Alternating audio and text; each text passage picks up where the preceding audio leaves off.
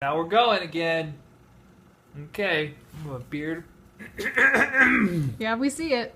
I know, I gotta move it out of the way though, because the little particles get in my mouth. That's so great. Yeah. Too bad we don't have any peanut butter on there that I can lick on. Oh, God.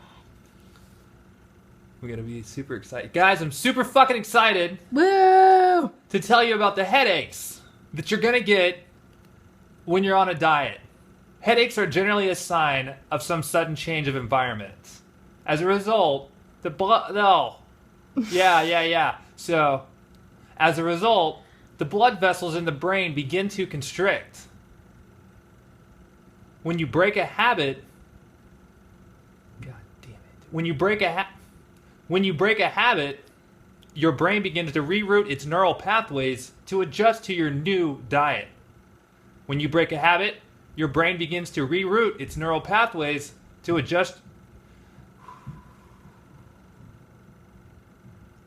When you break a habit, your brain begins to reroute its neural pathways to adjust to your new diet. Your body is now burning fat and relying. Your body is now burning fat for energy rather than storing it and relying on refined sugars. Your body is now burning fat for energy rather than storing it and relying on refined sugars. Your body is now, fuck you. If you can survive through fuck! Shh, everybody shut up! If you can survive through a few, God damn it. If you can survive through a few cravings, I think there's the word day in there somewhere, okay. If you can survive through a few days of headaches and sugar cravings, if you can survive through a few days of headaches and sugar cravings, God damn it, I can't do this. If you can survive through a few days of sugar cravings and headaches, it will get easier. I feel like this writing sucks. If you can survive through a few days of cravings, headache, I can't, it's like I miss a line. It's if you can survive through a few days. Oh, you did this too.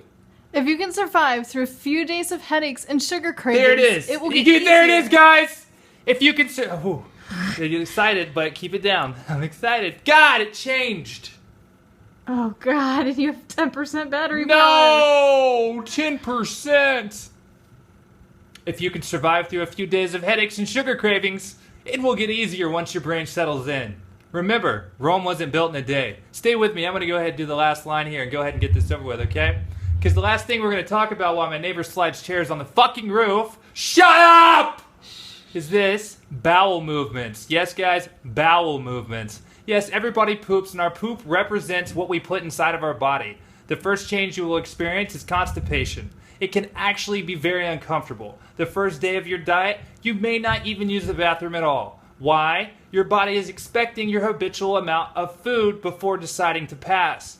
The morning after you feel uncomfortably sick, the morning after you may feel uncomfortable or sick until you finally reach the amount of food that it takes to pass. After a few days, your body will adjust to your new caloric intake. You'll soon settle into one healthy, light brown bowel movement a day. And if you decide to drink beer and eat pizza, shut up! And if you decide to drink beer and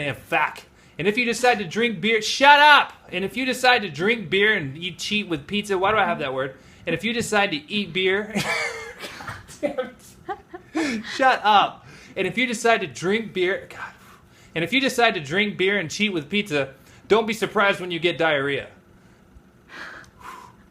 All right, so the last one on the list is bad breath. Bad breath. Bad breath. Oh, bad breath. You're going to get bad breath. Oh, God. WTF. Okay, so here we go. Have you ever asked yourself? No, I haven't. Actually, fuck you. Have you ever asked yourself? Have you ever asked yourself the question? Okay. Have you ever asked did you rewrite this? Have you ever asked yourself the question, where does the fat go? Now, don't talk. Have you ever asked yourself the question, where does the fat go?